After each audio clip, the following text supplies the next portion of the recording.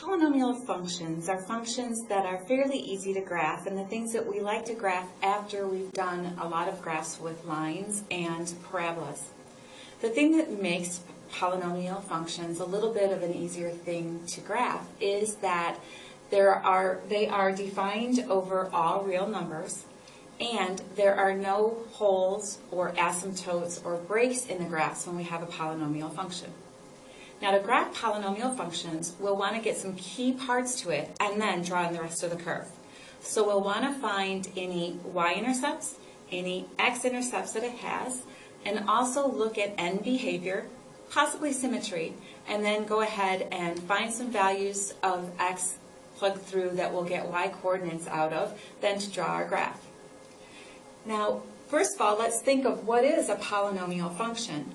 Well, a polynomial, recall, is an algebraic expression in which all the exponents on the variables are whole numbers. So the exponent on my x in the first term is an exponent of 4, 4 is a whole number, and an exponent of 2 on my second term on the x, and 2 is a whole number. And I don't have any fraction bars with letters in the denominator of the fraction. I don't have any negative exponents, and so I have a polynomial function here. Now, with polynomial functions, when you look at the highest degree term, if the highest degree term is even, the end behavior will either be like this or like this. Then once I look at, and here my highest degree is 4 and 4 is even. Now I want to look at the coefficient in front of my highest degree term to see which of these two cases our specific example is. And if the coefficient in front of the highest degree term is negative, and we'd already taken account that with the highest degree that's even, it's one of these two cases, and then with a negative lead coefficient, they call it, it will be the one that is pointing down. So I know my end behavior at least looks like this part. Now, the next thing is I want to try to figure out what's going on in the midst of the central part of the graph. So we'll want to find our y-intercepts and our x-intercepts.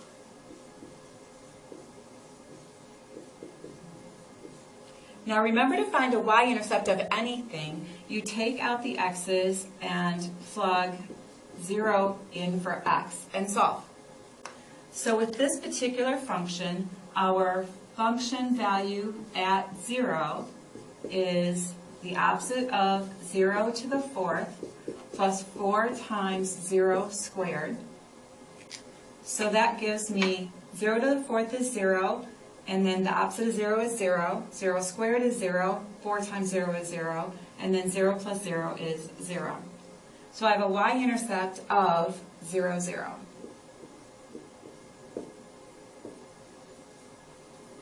Next, for our x-intercepts, we set y, or the function value, equal to 0. So here I have 0 is equal to the opposite of x to the 4th plus 4x squared. Well, that gives me 0 is equal to, and to solve this for x, I want to solve it by factoring. I have a greatest common factor of x squared, and because my lead coefficient is negative, I'm going to pull out a negative x squared. So when I divide out a negative x squared, that will leave me a plus x squared and minus 4. And then we have the opposite of x squared times x squared minus 4 factors as x plus 2, x minus 2. So I have two factors of x on the outside of the parentheses, and that will be 0 if x is 0. And then x plus 2 will be 0 if x is equal to negative 2. And x minus 2 will be 0 if x is equal to positive 2. So I have my x-intercepts of 0 for my x gives me a 0 out for y. And then there's two factors of that. So I actually have two x-intercepts of 0, 0. And then I have, if x is negative 2, I'll get a 0 out for y. So I have negative 2, 0. And if x is equal to 2, I'll get a 0 out for y. So I also have 2, 0. Now, the reason I wanted to write both of these x-intercepts of 0, 0 that we got here, because we had that power of 2 on this outside factor of x, is that if you have in your x-intercepts an even number of times that the same x-intercept occurs, then your graph will touch it, that x-intercept, but stay on the same side of the x-axis as it came from. If it happens an odd number of times, like if it just you have one of those x-intercepts, then it actually goes through the x-axis to the other side. Now, I know that we have our end behavior looking like this. So I know it comes from below, does something, and goes back down. I know it has to go through the y-intercept of 0, 0. And then within the x-intercept count, I have 2 times that the x-intercept of 0, 0 occurred, so it's going to bounce off that dot. And then it also has to go through negative 2, 0, and it has to go through 2, 0. So let's graph those values. I have my 0, 0 for my y-intercept. I have 2 x-intercepts of 0, 0. Then I have negative 2, 0 as an x-intercept and 2, 0 as an x-intercept. Now what you could do next is make an xy chart where you plug in an x value that's left of the leftmost x-intercept. So plug negative 3 through your function to find out a y value there.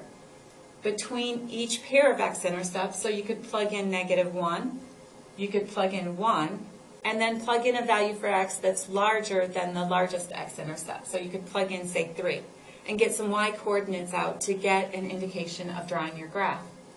Because we know these pieces, we could actually just kind of rough sketch it from what we already have. I know it has to come from below. It has to go through the ordered pair, negative 2, 0. It's got to touch this 0, 0, but stay on that side of the x-axis because I have 2 of them. And then it has to go through this point 2, 0, and then cross over to the other side, and then continue down. So this is the graph of y equals opposite of x to the 4th plus 4x squared, or if we use our function notation, f of x equals the opposite of x to the 4th plus 4x squared. And there you have an example of graphing a polynomial function.